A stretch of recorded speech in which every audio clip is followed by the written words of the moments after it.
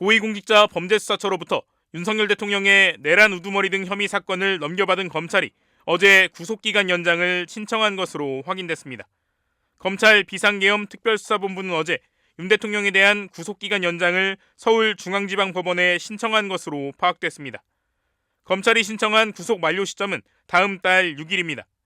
검찰은 법원의 구속기간 연장 허가를 받은 뒤 윤 대통령을 상대로 대면 조사에 나설 것으로 보입니다. 신속한 조사를 위해 이르면 주말쯤 방문 조사에 나설 수 있다는 전망이 나오고 있습니다. 공은 이제 윤 대통령의 친정인 검찰로 넘어갔습니다. 검찰은 사건을 넘겨받은 오늘 대대적인 압수수색에 나섰는데요. 서울중앙지검에 나가 있는 취재기자 연결합니다.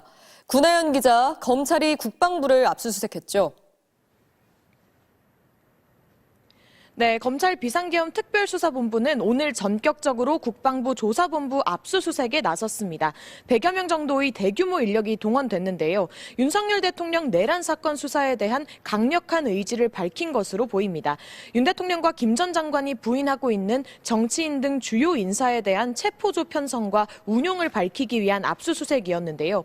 앞서 검찰은 비상계엄 해제가 임박하자 계엄군은 이재명, 한동훈, 우원식 등 3명의 정치인을 최우선 체포 대상으로 지목했고 포승줄과 수갑을 이용해 체포하라는 지시까지 공유됐다고 밝혔습니다.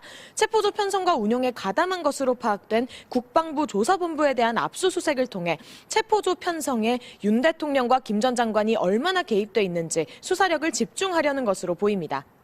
네, 공수처가 예상했던 것보다 빨리 사건을 검찰에 넘겼는데 이유가 뭘까요?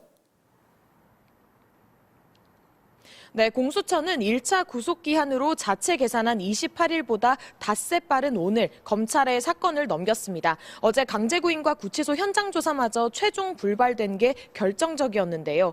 공수처는 대통령 기소권이 없어서 기소하려면 검찰에 사건을 넘겨야 하는데 사건을 더 가지고 있는 실익이 없다고 판단한 것으로 보입니다.